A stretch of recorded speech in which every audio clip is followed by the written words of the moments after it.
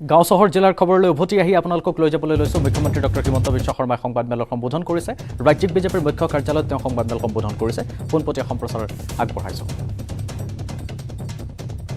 ৯৯খন আবেদন বীমাকৰণ আৰু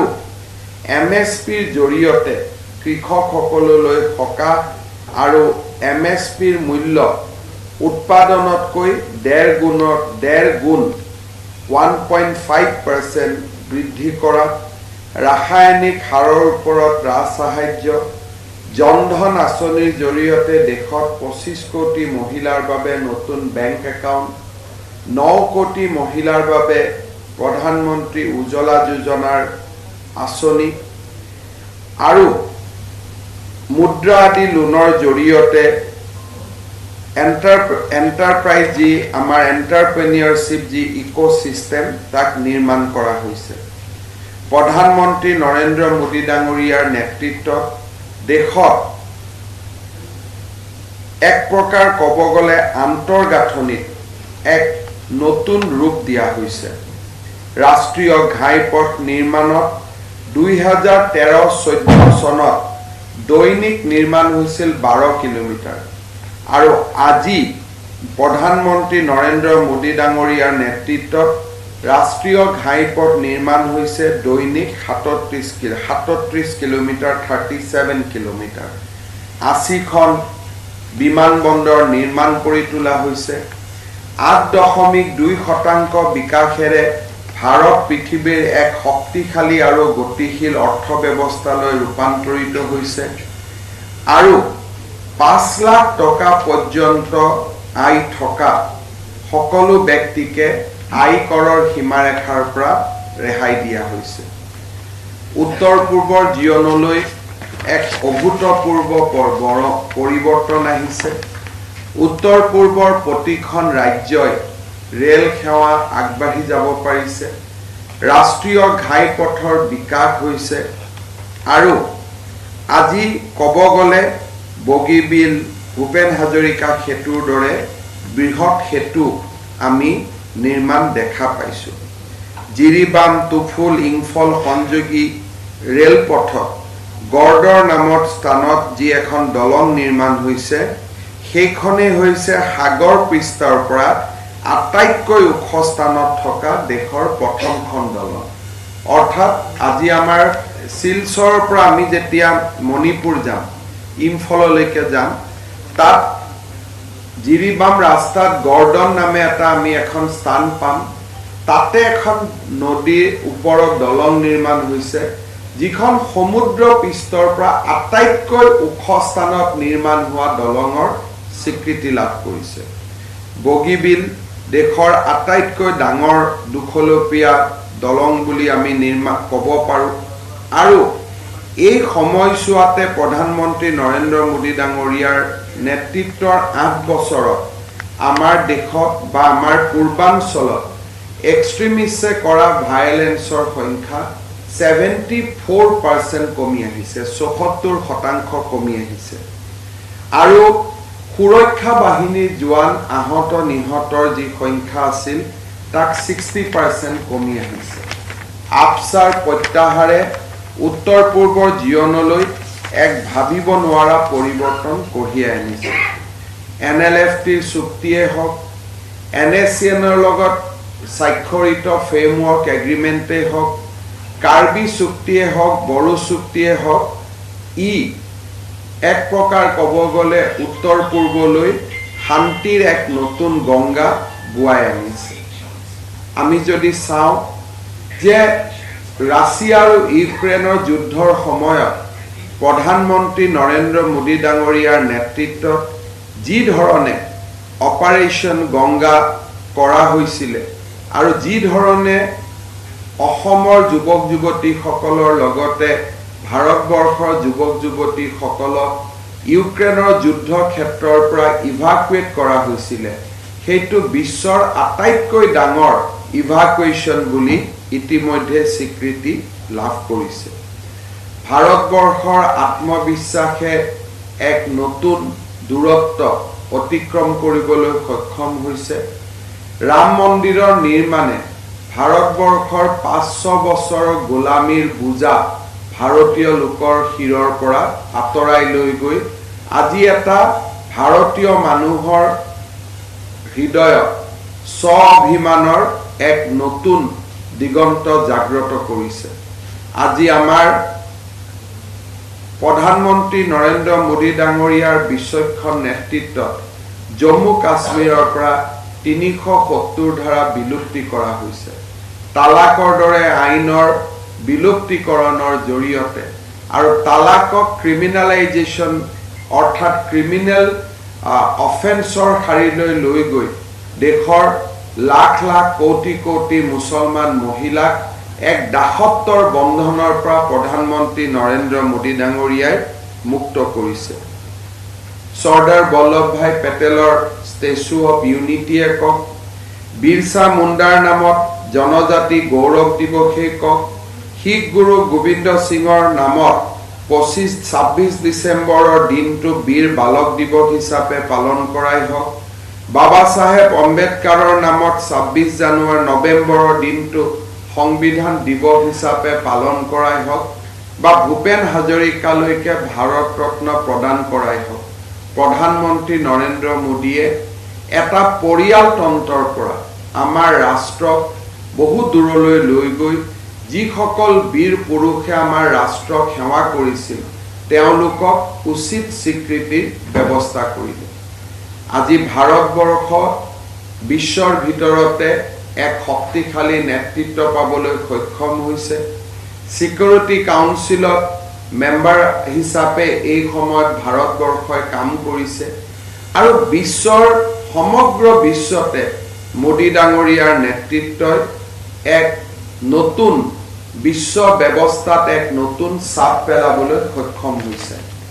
ইণ্টাৰনেশ্যনেল যোগ দিৱসত ভাৰতৰ যোগত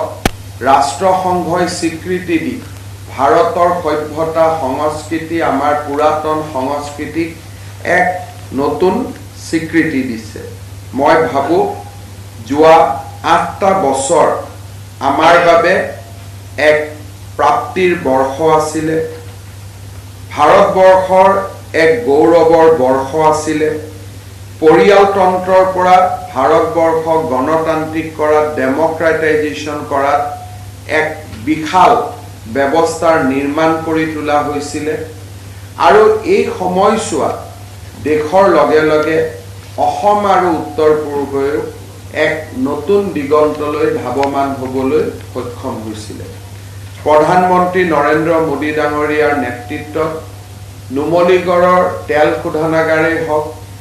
পাৰাদ্বীপৰ পৰা নুমলীগড়লৈ নিৰ্মাণ কৰা তেল সৰবৰাহকাৰী পাইপলাইনৰ নিৰ্মাণেই হওক, ইন্দ্ৰপ্ৰস্থ গেছ গ্ৰিডৰ জৰিয়তে বাৰাউনীৰ পৰা নুমলীগড়লৈ আৰু উত্তৰ পূৰ্বৰ আন আন ৰাজ্যলৈ গেছ গ্ৰিডৰ সম্প্ৰসাৰণ কৰাই হওক, গেছ কেকাৰ প্ৰকল্পৰ উদ্বোধনেই হওক,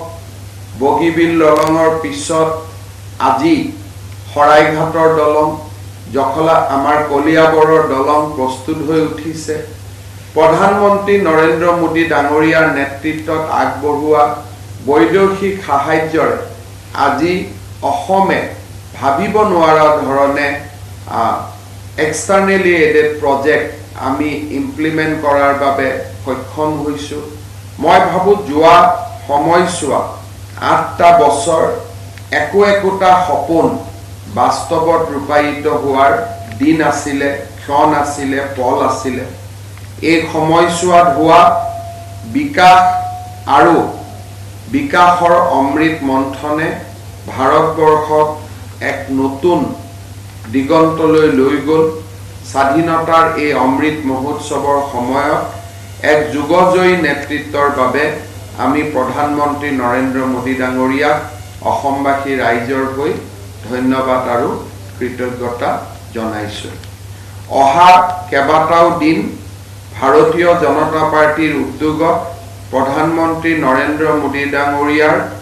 8টা বছৰ সম্পূৰ্ণকৰণৰ সৈতে ৰজিতা খুৱাই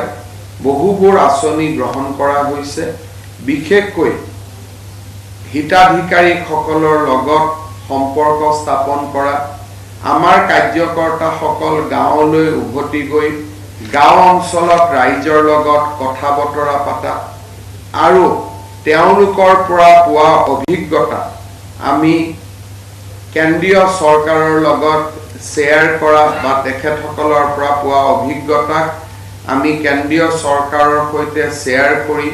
এই আঁচনিসমূহক আৰু কেনেকৈ কৰ্মক্ষম কৰি তুলিব পাৰি তাৰ বিষয়ে মন্থন কৰা এই বহুতো কাম অহা 30 দিনত ভাৰতীয় জনতা পাৰ্টিৰ অসম ৰাজ্যিক সমিতিৰ উদ্যোগত কৰা হ'ব মই অসমবাসী ৰাইজৰ সহযোগিতা কামনা কৰিছো আপোনালোকে দেখিছে যদি আমি ৰাজনৈতিক প্ৰেক্ষাপটত চাওঁ যোৱা সময়ছোৱাত 50 ইলেকশ্যন হৈছে এছেম্বলি ইলেকশ্যন আৰু 50 এছেম্বলি ইলেকশ্যনৰ 42টা ইলেকশ্যনত এই সময়ছোৱাত বিজেপিৰ হাতত কংগ্ৰেছ পৰাস্ত হৈছে প্ৰধানমন্ত্ৰী নৰেন্দ্ৰ মোদীয়ে 2014 আৰু 19ত চমকপ্ৰদ ভাৰতীয় জনতা পাৰ্টিয়ে তেখেতৰ নেতৃত্বত চমকপ্ৰদ বিজয় লাভ কৰিছে তাক আমি সকলোৱে জানো কিন্তু one of the very important statistics is that during this period 50 assembly election was conducted 50 assembly election were conducted and out of that Congress suffered loss in 42 assembly election including the 5 which were conducted recently coming back to Assam and Northeast উত্তৰ পূৰ্বত যেতিয়া 2014ত BJP নিৰ্বাচিত হৈছিল 15ত নিৰ্বাচিত হৈছিল most of the media and intellectual has described that this was a result of horse trading যে কোনোবা party ভঙা হৈছে টুটা হৈছে সেই কাৰণেহে উত্তৰ পূৰ্বত বিজেপি আহিছিল কিন্তু যোৱা যেতিয়া বিজেপিয়ে দ্বিতীয়বাৰ বিজয় হ'ল অৰুণাচলত আমি দ্বিতীয়বাৰ বিজয় হলো অসমত আমি দ্বিতীয়বাৰ বিজয় হলো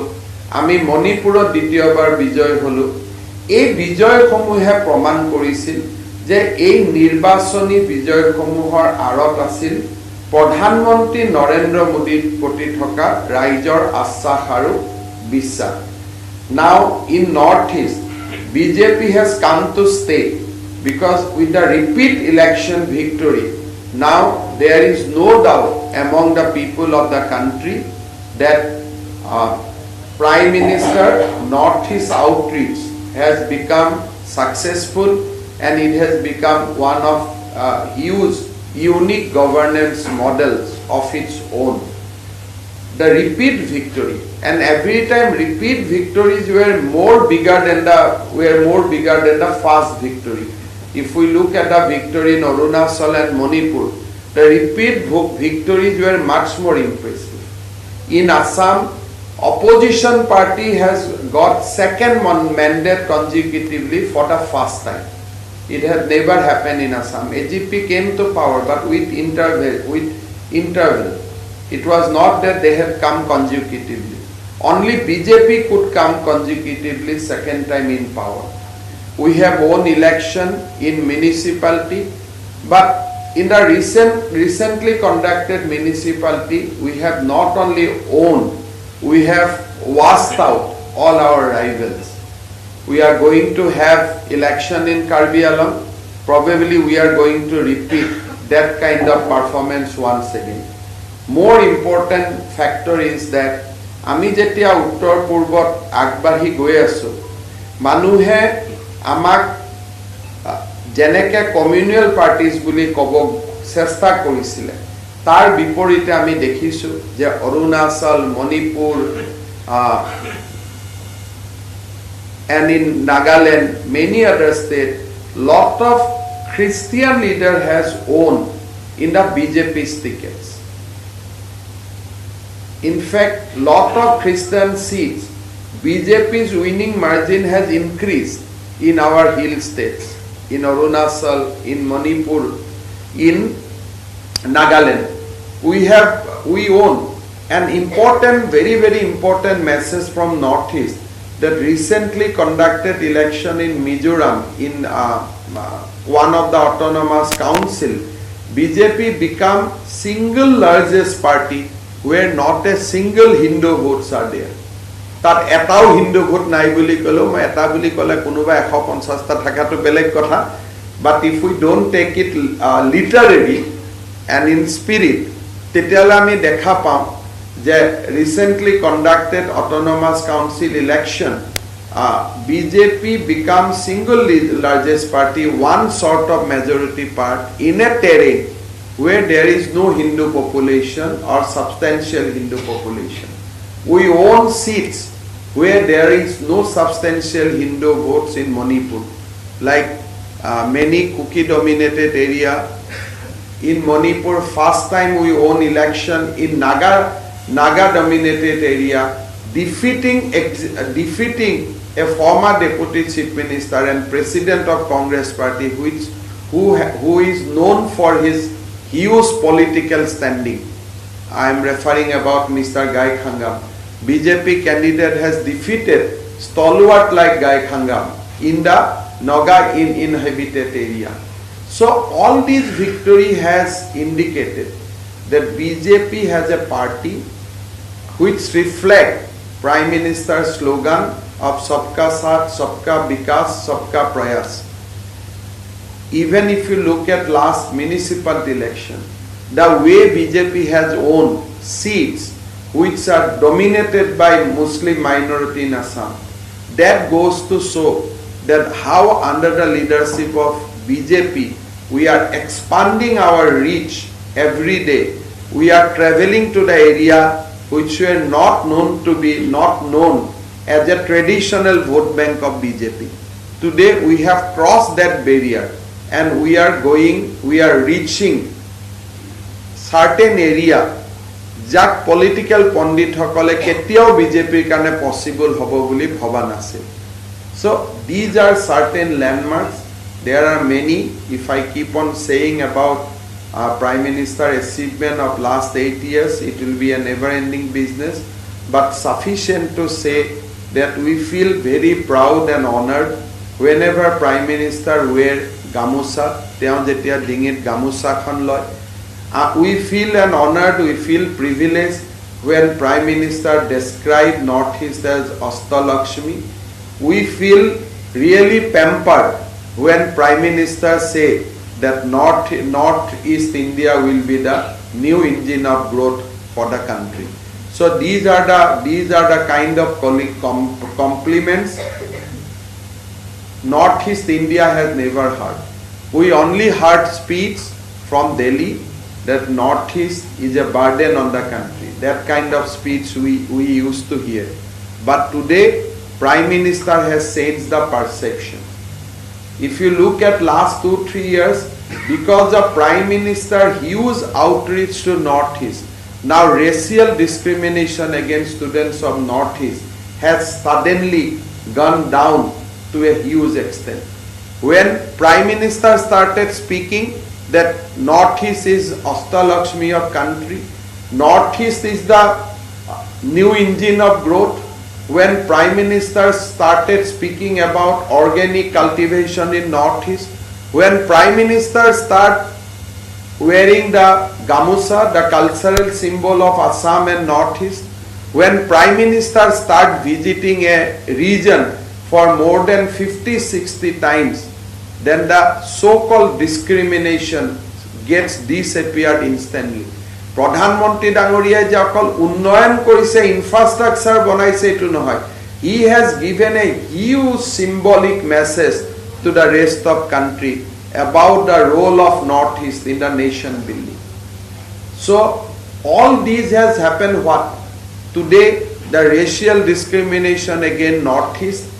if not disappeared, has come down. সাধারণ স্টিল